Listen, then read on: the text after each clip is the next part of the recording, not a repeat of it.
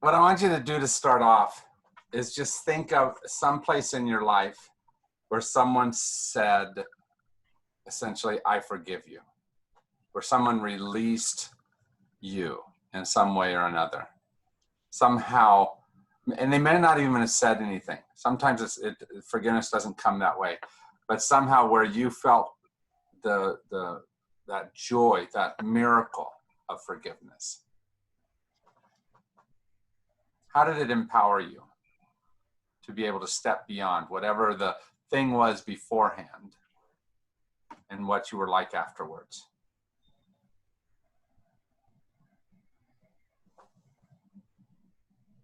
Go ahead, Jade. My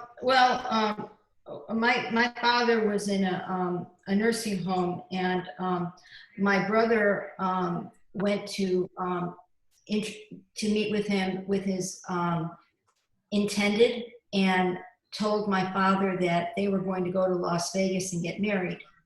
And then during the following couple days, they left like on a Friday, I think, and my father got beaten up by another patient in the Alzheimer's unit really, really bad. And he was black and blue, and I got there at the in the emergency room, and you know, like even the doctor walked out, what happened to him? Like, you know. And in the ensuing, and I had a choice of whether to call my brother up about it, because he had just gotten married, I think, that day, or you know, not do anything. And it was, you know, I didn't call my brother. So on Monday, my dad was still in the hospital, and he was bleeding all over internally, and he died at 10 p.m. that night. And my brother and my father were really close. And my brother, basically, he fell apart emotionally because of it. And it actually, I think my sister-in-law said their relationship was never the same, and they got divorced not too far afterwards, maybe a year or two. And my brother was angry as hell at me. I don't know what to say. And we've never really talked about it, but one of our friends that we knew since we were childhood, and this happened when we were in our 40s, had a talk with him. And I don't know, and my brother basically gave me, and we've had a great relationship ever since. Good. And he wasn't the kind to talk about it, but he did talk about it when he was angry with me. Yeah. Because he felt he should have, you know, been called. Yeah. Thank you. Thank you very much for sharing that. One of the things I know about life is relationships just they're not perfect. They're not easy. They continue to challenge us in all kinds of different ways. Where else have you experienced forgiveness and moved beyond it?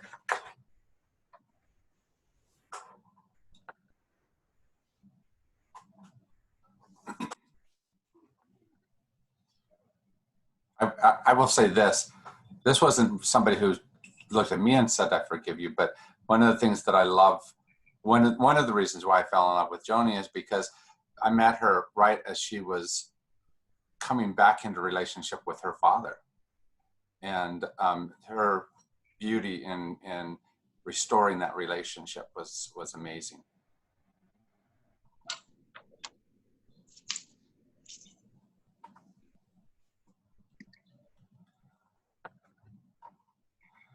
The question is, why don't we forgive? When we've seen how it's changed us or changed the other person, why does it continue to be so difficult to step across those lines for us? Because it is, isn't it? When someone hurts us, one of the hardest things we do is to move back towards them.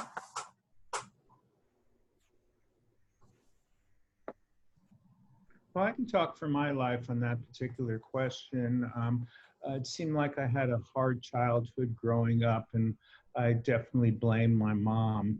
And the hard thing for me to forgive her was all those years I was mad at her, and then I was going to let go of that.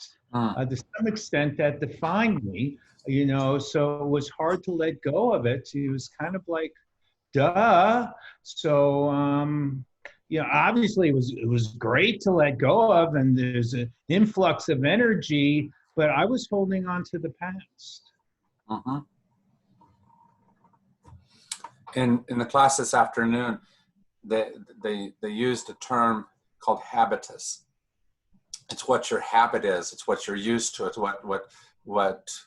how you've just defined life and yourself, and it's hard for all of us to move beyond that.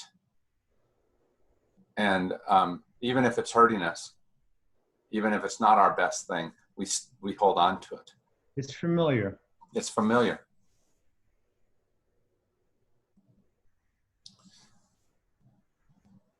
So as you read through the insights of these two amazing men, what struck you?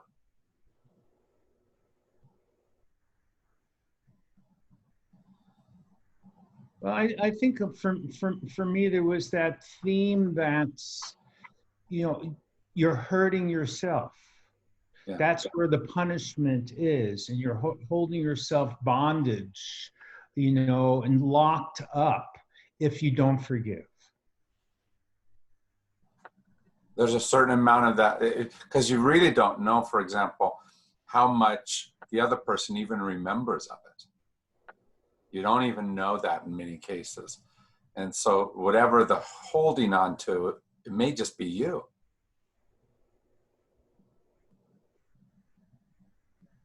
How many have known somebody who has, for decades, had a rift between them and someone else?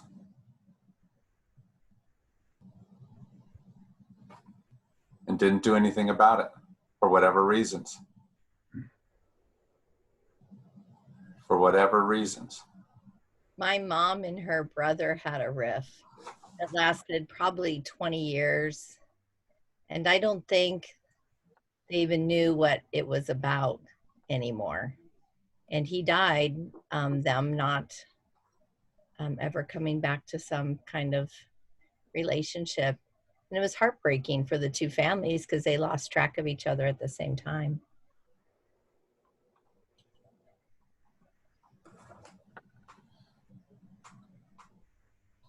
The hard part is it might have started with something very real, right? Something that was important to draw a line somewhere where it made sense to do that. The tough part about non-forgiveness, though, is it continues drawing a line where maybe that's no longer what is most helpful for you. And in fact, maybe the dagger that's now stabbing at you.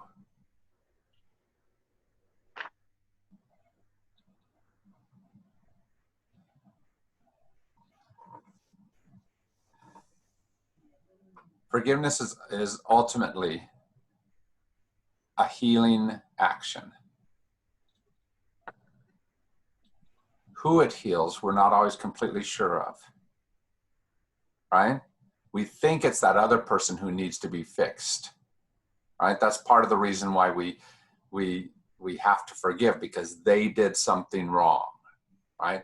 And maybe in this forgiveness, it will change them.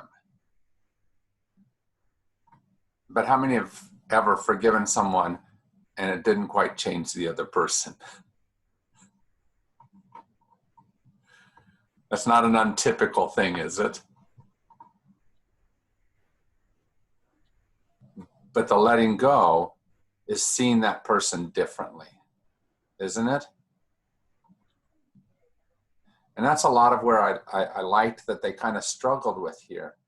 How and when is that forgiveness the appropriate action? And what does it do, right? I like at one point they were talking about not all the stuff that's been there or what happened before, which when we look at forgiveness, we often look back at what was going on. But they said, you forgive so that you don't develop hate and anger. So that somehow you step away from those types of emotions in the midst of whatever did happen.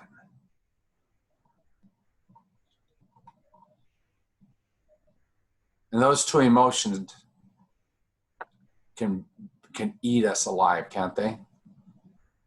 Emotionally and spiritually, they can be some of the deadliest things within us.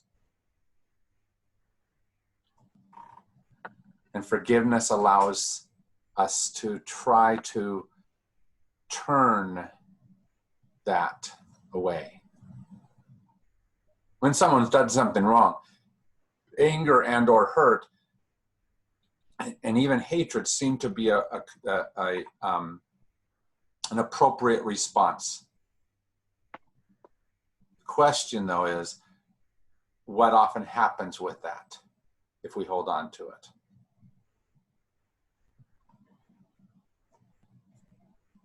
And what damage does it do, both to us and through us to other people?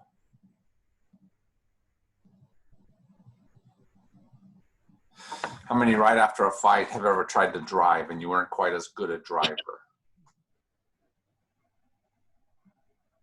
And you carried that into this new action.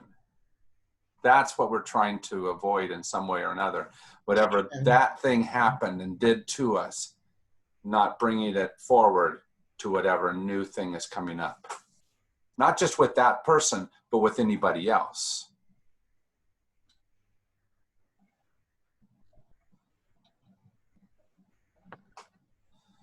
And they said one of the ways that you stop that hate and that anger is that you choose to have concern for the other person.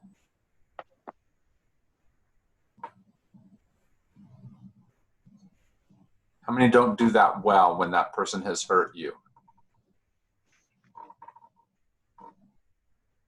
Because that hurt speaks loudly, strongly, and tells you all kinds of messages, some of them not unimportant. If someone has hurt you, at least part of what you have to do is draw boundaries. And that's part of what that anger is trying to tell you is to draw appropriate boundaries between you and that other person.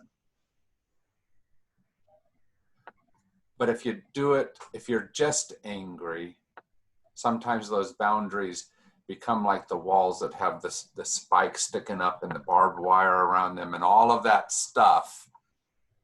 You no longer care who's on the other side of that.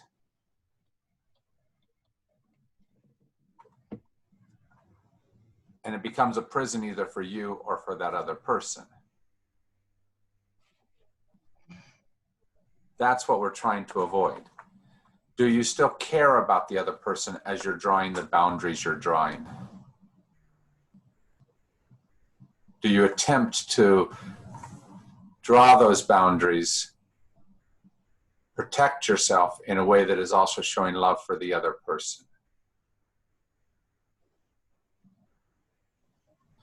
That's at least part of what forgiveness is.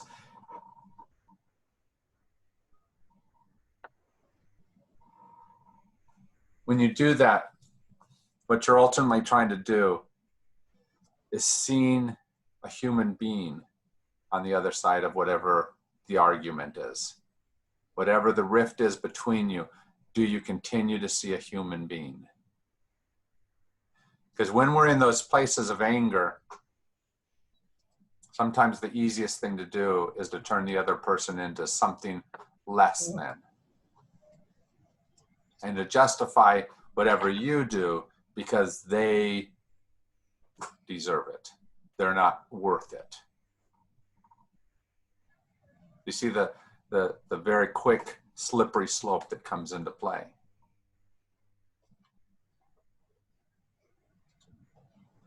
That's why I wanted to start with where we started, thinking about where it is that someone forgave us.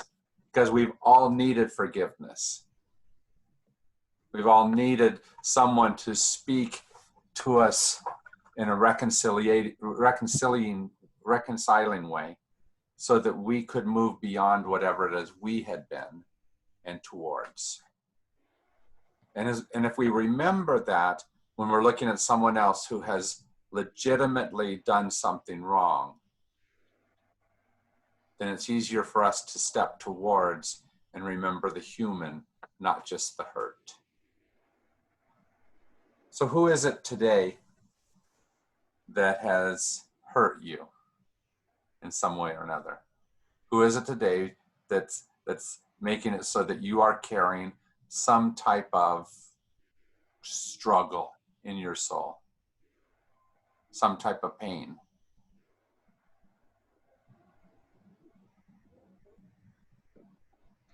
I'll go ahead and share. This is not today so much. It's a long story. A friend of mine in high school, we were best friends. I was her maid of honor. She was my maid of honor, and went through some really tough times in her life.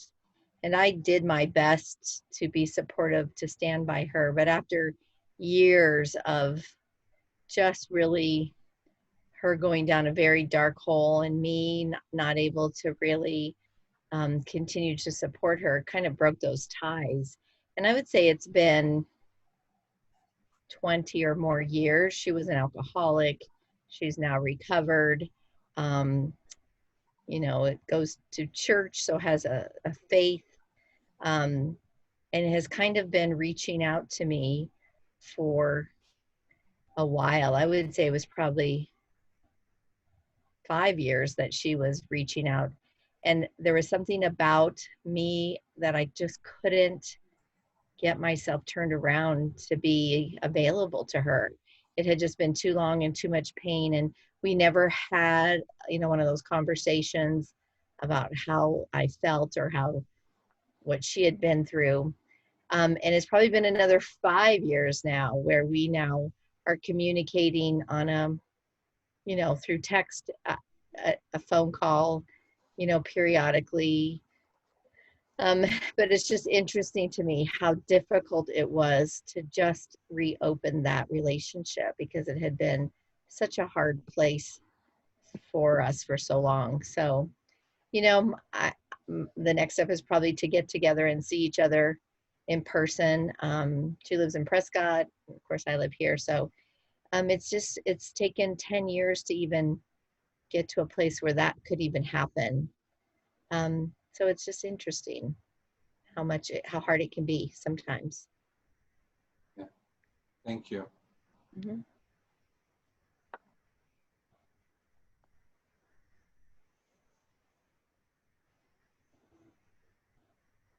One of the phrases that, as you were describing that, Joni, that struck me, and it struck me throughout this chapter, it kept coming back to me, is when he talked about disfiguring of humanity. And that was definitely true in the story Joni told, where there was a disfiguring of humanity in those actions. And that's I know why Joni drew away. And so can you come back and see that humanity again? Sometimes it's just their own humanity, the mask they're putting on. Sometimes it's the way they're hurting other people.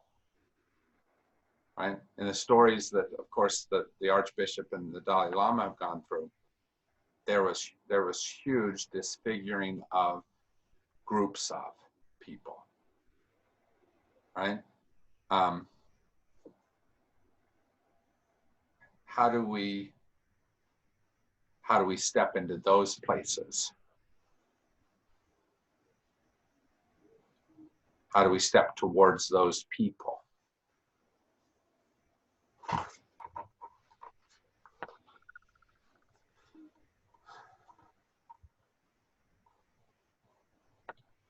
Yes, Jade. I've been in what are called a Resicom real estate broker, and I have a lot of commercial experience. And commercial is the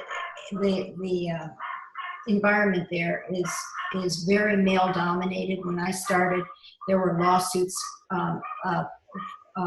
from women because no one would hire women, and it was and it's just a rough business in a lot of ways, and a lot of it has to do with the attitudes of men. I deal with this all the time, and it's like a group, and I have some of men I don't I get along with fine and everything, yeah, but there's a lot of organizations that I belong to and so forth that are just really hard for me. Mm-hmm. And it's very hard for me to I think when I started coming to St. Francis, I started to feel a lot better about myself and my life because of it. I mean, it just really, it would really hurt me sometimes about what was going on. Yeah. It sounds as if what you're describing is what sometimes happens with forgiveness. People ask for forgiveness so they can go back and be the same bad thing they used to be, right? They try to get you to buy into forgiving them so that they don't have to be accountable for. And so the old boys club continues, and that's not what they're asking for here. They're asking for much harder work, to forgive the hurt of today, even as you continue to try to change those from the bad organizations they are. And that's hard work to do, Jade. So I'm sorry that we still have organizations like that.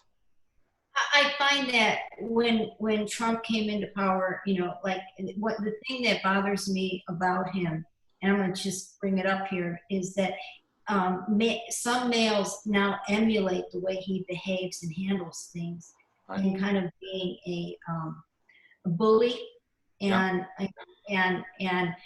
attacking, where 8 years ago or 4 years ago, 5 years ago, that wasn't acceptable in a group. But now that role model is there, and I'm really afraid for the generations of young men growing up, and that bothers me more than anything. Yeah. And it's very hard for me to handle. I don't always know how to handle it. Yeah. And I don't think I do well a lot of times. Well, because true forgiveness is much harder than just that. True forgiveness perpetuates that, but real forgiveness, fake forgiveness perpetuates that, but real forgiveness expects that person to be in a different relationship with you afterwards too. It is still working for those changes that need to happen. So keep working. There's a lot of work that needs to be done.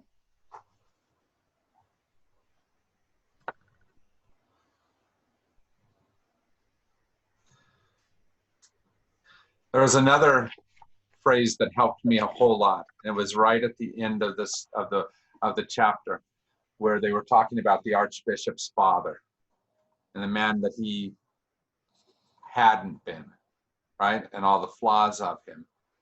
And I like what the Dalai Lama said to the Archbishop at the end. He said, "I think even he," meaning his father, "I think even your father is a very, very kind person. And when he was drunk, he is not the real person."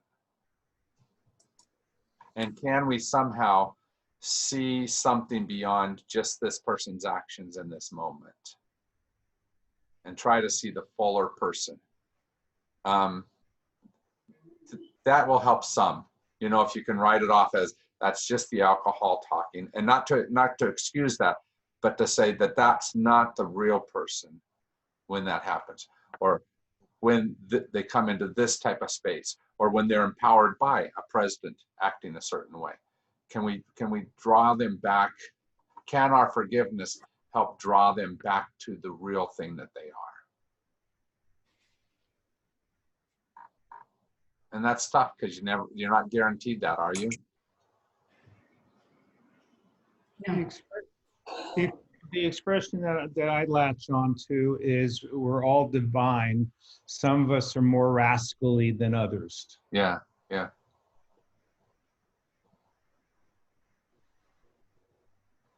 So the question that hangs over a chapter like this is always, who is it that you need to forgive right now? Who is it that has some kind of hold on your heart and on your life? That's somehow there,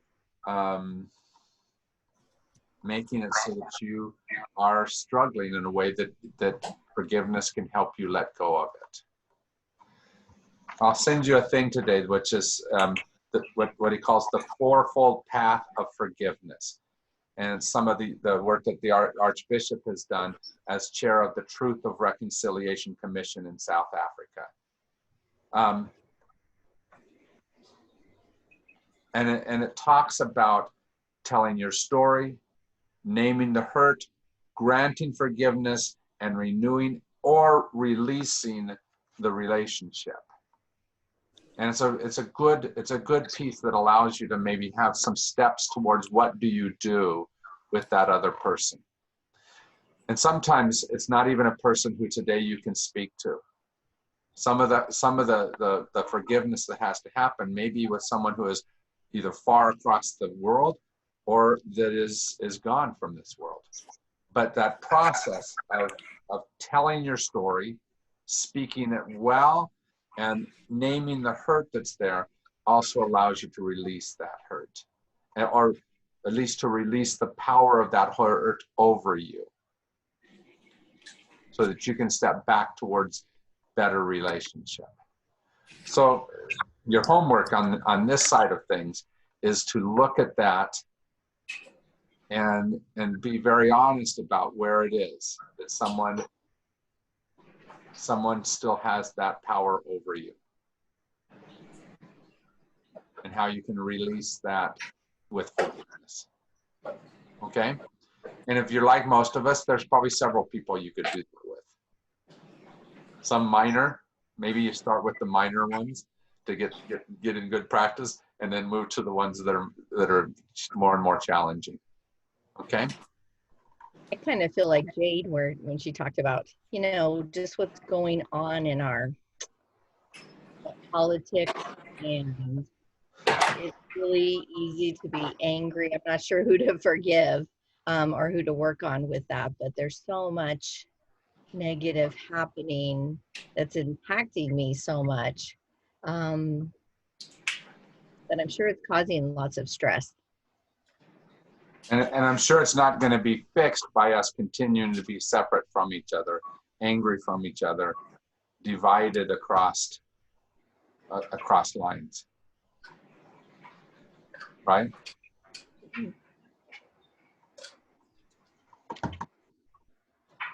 All right? So step into that. There's a lot more that can be said about forgiveness, but we got to be getting on to gratitude as well.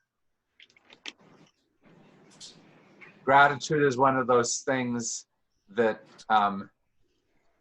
it can be kind of a half full, half empty type of thing. How is it that today you are looking and seeing something beyond what may be the thing that you see easiest or first? Right? Are you grateful enough to see that whatever's in front of you is not the whole story? And how do you help yourself move towards that? That started off by saying, every day, think as you wake up, I am fortunate to be alive.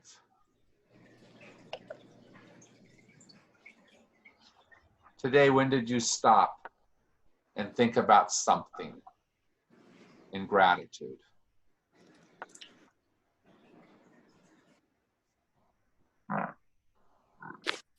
Hi. I thought about how thankful I am that I'm not teaching right now. And maybe that's selfish, but I am really thankful I'm not teaching, and I've taught, 42 years, so that's good. But just health, number one is my health, my husband's health, my friends, my family. So my parents always said, if you don't have your health, you don't have anything. So that I'm really grateful for. I'm grateful for this community of friends that are kind of like family at St. Francis, and I'm really happy, proud to be a part of this group. So that's just the beginning. Like you, I try every day to start and end my day with gratitude, and then asking for guidance, of course. What can I do? And listening. I'm trying to listen to the answer to that. So that's kind of where I am right now. The exercise that I'm going to attach to the stuff I send out to you, a very simple little exercise. It's called journaling for gratitude, and it is basically just at the end of your day, write down 3 things that you are grateful for. And you don't say something like food in the world. You be very specific. Something like the peas on my plate at dinner, right? So that you're really thinking deeply about it, and to write those down and do that every single day so that you can continually expand the gratitude in your heart. So as you wake up saying, I'm fortunate to be alive, you go to sleep saying, this is why. And those kinds of practices will draw us forward into this gratitude. Joe. I was just thinking today how thankful I am for air conditioning that works, that it's not the temperature that it is in Yuma. Yeah. I heard it was 118 there. And when we lived in Yuma in the parsonage, every August our air conditioner would go out for about 10 days. And so it was horrible. And I'm just thankful for air conditioning that is running on these terribly hot days. Yeah. It's also good sometimes to be thankful for things that you didn't know that you needed to be thankful for, or for people. Like, for example, this week, Joni learned to be grateful for Chuck Huckleberry, who she had no idea who he was before this week. But right, Joe? My new favorite person. Because he's the one who wrote a thing that said the Pima County schools are not going in person right now. We're going to start off online, and that solved a lot of issues for Joni as she moves forward. So you want to be looking at some of those things that you don't know that to be thankful for. I wanted to add, Jim, that when I talk to my sisters, and if I say that I'm, grateful for them, any kind of disagreements that we've had kind of fly out the window, because they really love hearing that. Yeah. And then they reciprocate. And I think that's you were talking about forgiveness. And to be honest, I don't have a big thing going on with anybody right now, thank God, that, I need to forgive them. But, I have in the past. But, my sisters and I, we love each other and get along really pretty well. But there have been times when, sisters just don't necessarily disagree. We do disagree. But that whole gratitude thing, boy, that melts a lot. Right. But see, that springs out of the work that you're doing in forgiveness when you're trying to develop compassion for someone who might have hurt you. That allows you to begin developing that gratitude for that person, not just the grudge against them. And one of the lines that they said in here was just a very simple line: gratitude connects us all. Right? And it brings us into that space where we remember that we're sisters, not just people fighting with each other. And I think in my life, I've used gratitude. Like when I'm so stressed out, I remember, being in school and working full time and feeling so stressed out. And then I had to stop and say how grateful I was that I had choices, that there were women who couldn't go to school, There were women who didn't have a job. There were women who were stuck in one situation. Um, even through having breast cancer, that I had, so grateful that I had treatments available and insurance to take care of some of that. And, like when you're most stressed out, to kind of look around and go, there's got to be things to be grateful. And having choices is a huge one. Yeah. Some of the most grateful people that we know, though, Joe, are people down at the Refuge of Hope who don't have a lot of those things that we forget to be grateful for, but they live more in a gratitude space than what we often do, because they see how precious those small gifts that we tend to take for granted, they see how precious those gifts are.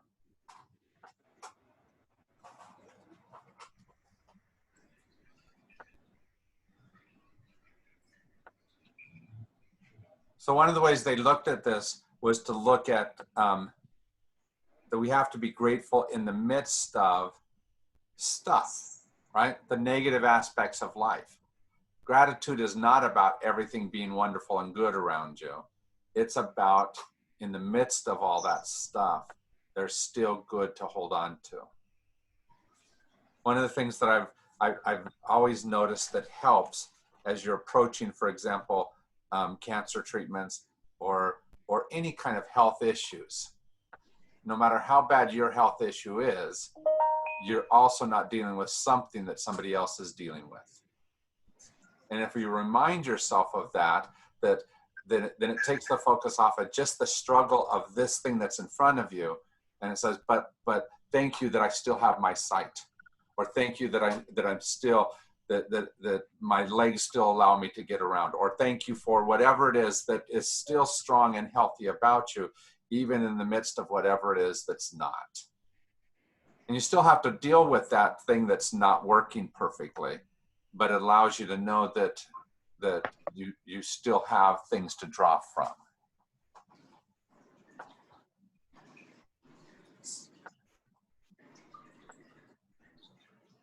So as you look at what's difficult for you, how is it that you are finding strength to go past that? What is it that you have that allows you to do well in the face of whatever is challenging to you? What's giving you that strength?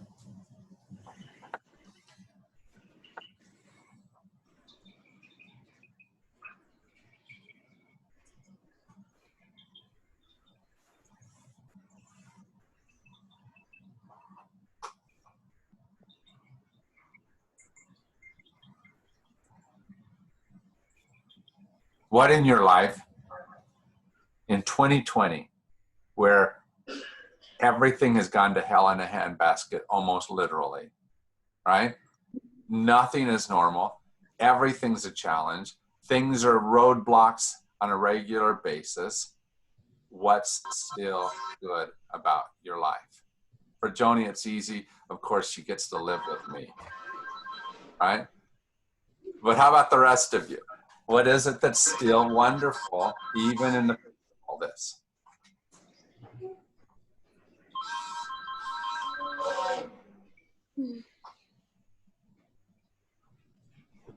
I think family is really helpful, having to be there for my mom, my whole family, us trying to stick together even though we're far apart, definitely gives me strength. Thank you. What else? And it can be even something like this. For example, Jamie, Ian's going off to college, and that's challenging. It's difficult. But you're going to get some time alone. I already get a lot of time alone. Sorry, I interrupted somebody. Who was that about to speak? I started saying something. It could be as simple as, being grateful for the new day, just enjoying the sunrise or the sunset. It doesn't have to be any, big deal and stuff. And, I think the gratitude sometimes is, how we frame things. Right now I'm resealing a floor and I'm going through some old sponges and stuff. And lo and behold, I found one that was nice and thick. I go, whoa, it's just, making light of it. Yeah.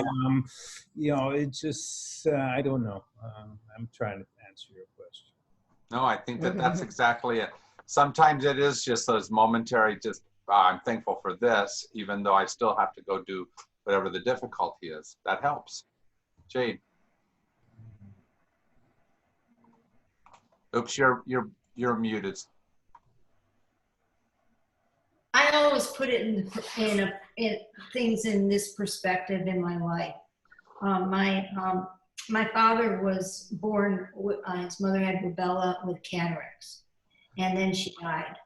And when my father was growing up in depression, both my parents were like up and down of 100 now. My father sold coal on the corner at night out of a bucket because people couldn't afford in the depression to get a whole load of coal for their house. Yeah. And my mother used to talk to me about going on Sundays to this house, friends. They were Italian and they had all this food. And I realized that her, she never said they didn't have food at home, but her parents both worked in a bakery and a restaurant, hotels, and they would bring leftover food home, but that's all they had. So I look at that and like that's how my parents grew up. So I put it like this: anything now happening is an inconvenience. Yeah. Yeah. It's nothing like that. And I think sometimes the hardest part for me over the last 10 to 15, 20 years or so is I think we've gotten too used to complaining about the things that aren't quite perfect instead of realizing how much stuff is really more than perfect, more than normal. And I think if we would get back to remembering all of those things that we benefit from on a regular basis, it will do wonders to all of us. Jamie. I was talking to an old friend a couple of weeks ago, and I was whining about how hard I'm working and how awful it is with curbside and just on and on and on. And he stood up for me. He said, wow, they shouldn't treat you like this. And he came to my defense, and then I had to correct course and tell him what a wonderful job I have. Uh-huh. And I've been there 28 years, and how incredible my boss is, and he has changed, and he's encouraging the younger people to to make retirement savings and teaching them, and he's kept us safe so far during COVID. And then my friend said, well, have you ever told him that? And I thought, no. I tell other people. So I wrote him a letter of appreciation, just a one-page note, and said, I just listed a lot of things, but it felt really good. Yeah. But I think what he reminded you of is that, okay, my basic description of joy is feeling happy even when things are not going right? It's having the uplifting of what happiness is, even when there's challenges around you, because it's a choice to feel that. And gratitude helps us to make that choice, right? And what he reminded you of is to go back and say, even in the midst of all the pain in the butt that this moment is, remember that all that is still true, that you wrote down in that letter. So thank you. That's good.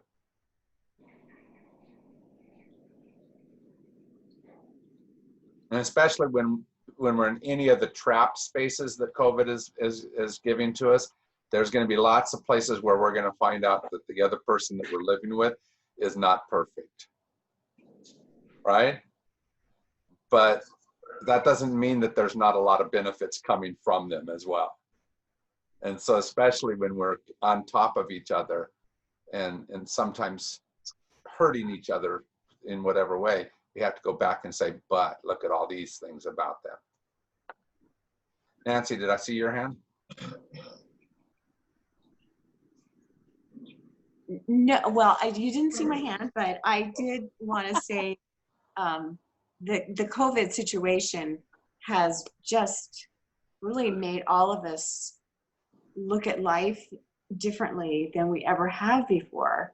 And what we took as so normal and consistent is there anymore. Right. So in that way, it's been a really positive thing. I don't know where it's going to end up, but yeah, it's making us rethink our existence on the planet. You know, after the Black Plague was the Renaissance. And I think that there's going to be some sort of Renaissance for the planet. I don't know what it'll be. Yeah, but that's my hope too. As I look at all this, I think that there is something remarkable that's going to come out of all this. The problem is you got to get from this side of all this to that side of all this. Yeah. And what will carry us through from this to that. I don't think it will be that because I'm right. Although we do a whole lot of stuff to try to make it so that we're right. I think it will be relationship that will get us from one side to the other. I think it certainly has made us feel more united together than ever before. Yeah, I hope so. I hope so. I have a friend of mine, Alan, who wrote a thing about, he was mad about Hanoi Jane Fonda, right? And I said, why are you still mad about something that happened 50 years ago, right? And he came back and said something like, stick all your liberal crap, right? Something like that. Anyway, later on, he put just this, as the conversation went in other directions, he put just one word up there with a question mark, man, question mark.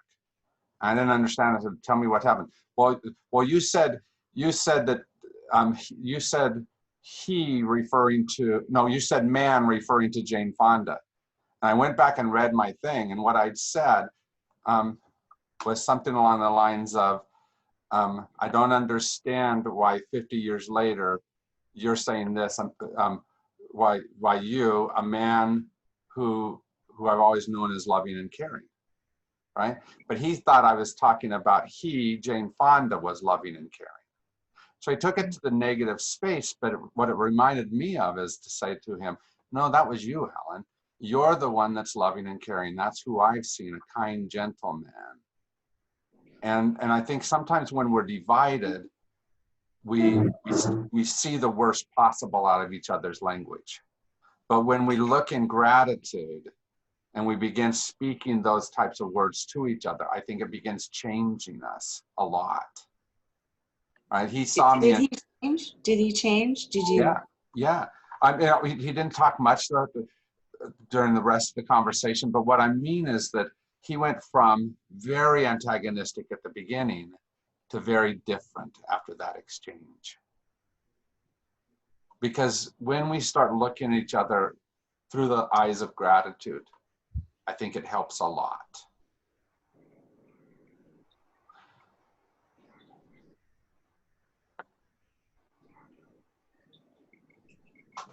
So what is still good about your world? What is it today that is a powerful thing for you? I look over Joni's shoulders and I see my running shoes. I love my running shoes. Very thankful for those shoes, right? And every time I put them on, and I mean that literally, every time I put them on, I remember the running shoes that got me through most of my high school career, right? And they were literally a piece of plastic, almost as thick as this piece of paper, right? And I went through so many of those little flats. and I'd get great big holes in them. And so to have really good running shoes, it's just a joy to me. And I remember that almost every single time because of how much I went through, how many miles I ran on those poor shoes. So what are you thankful for? What is it that you have today? I'm thankful for pets. I think we should be really grateful for the animals in our life because I think they really, Hi, Nubis. they, Oh, cute. but I think they calm us. They give us something to do. They, are with us when we're home alone all the time. And, just, they're so important. They love us so much. What else?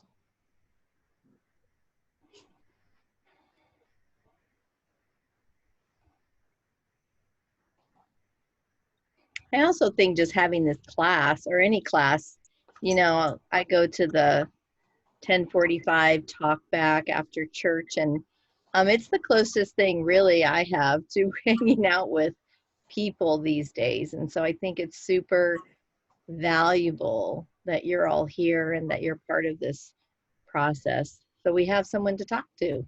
Yeah, these conversations have been invaluable to me.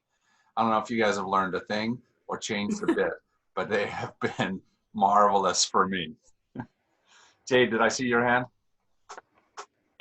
I'm very, very thankful for a home where I feel safe. Mm-hmm. Mm-hmm. I wanted to share these flowers that I got at Safeway today. They're so pretty. Oh, Very nice. Aren't those pretty? Yeah. So I'm thankful for the beauty of nature. And just so you all know, Thursday is the day after 9 o'clock you get fresh roses every week. Okay, there you go. Share that. And they hang out for about 5 days. So that's good. I was going to say that I am really grateful for the opportunity of, it's kind of blending in with what everybody has said. I'm grateful for the solitude of being around the house without having to have the TV on or the radio. I have my radio on occasion, but just to have quiet with only the noise of the fans or the air conditioning running and the dogs are sleeping and it's just quiet. And I hear the noise of the road out, half a block away from me. And that's just such a treat because, I've lived for years with the TV on 24/7. So now I've got quiet. But then on the opposite hand, I love to come and come to all these classes and to see everybody. And I'm learning so much about people that I didn't know. I'm really an introvert. And so I don't talk to a whole lot of people, in the physical church when we're there for worship and for classes or whatever. But I feel a real kinship to getting to know people online like this. This is really great. Yeah. And I am learning things, Jim. Good. Joyce, I've been grateful for Netflix that I turn it on while I'm washing dishes or cleaning up or ironing. So I'm kind of the opposite.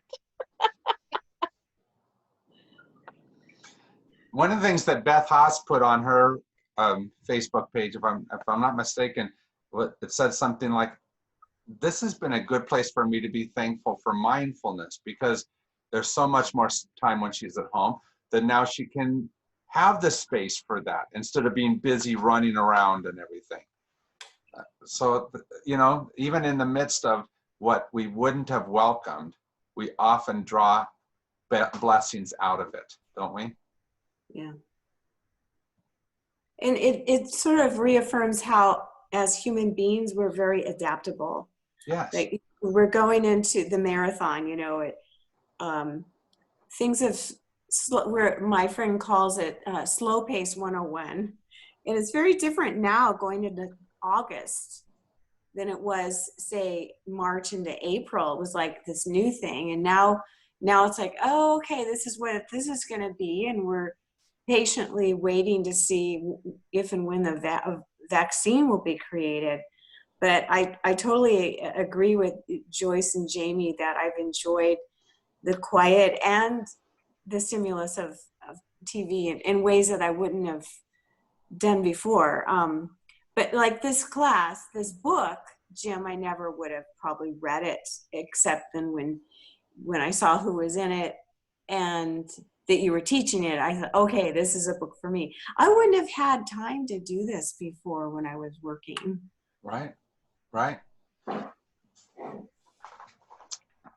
So tonight, your assignment is pretty simple. You'll get it on the things that I send out to you. And it is just sit and write your 3 things. Very specifically, think about the kindness, the generosity, the stuff that has happened around you. Just think about what's there to be thankful for. And just spend some time thinking about those. Write those down in a journal. Then do the same thing tomorrow night, and the next night, and the next night. And keep drawing into your heart that gratefulness that will allow you to see all of this very differently. Because it will change us if we do that every single day, won't it? I'm grateful for you. I make jokes about it all the time, but I got to tell you that I miss being in connection. You know, I miss giving hugs. I miss all of that. But this gives me a chance to remember the joy of all that. And I'm grateful for new friends that I wouldn't have known any other way except for these classes. So thank you for who you are. Thank you for the ways that you continue to change my life. Have a good week. Thank you. Can everybody see the pincushion cactus blooms? Yes. Beautiful. Those weren't there yesterday. They were there today. And I had to go out and feed the pigeons. And I was not happy because they're not my pigeons and I should not have to feed them. But I saw these cactus blooms. Nice. Gorgeous. I love that. Oh. Thank you. All right, bye, everybody. Take Thanks, care. everybody. Bye. Bye, Tony. And Jim, I just wanted to tell you I did connect with the lady in Virginia. Oh, good. Good. I mailed off a check. So Okay. Perfect. Thank you. Thank you. Paula's a great woman. She's done some wonderful things, so I appreciate that.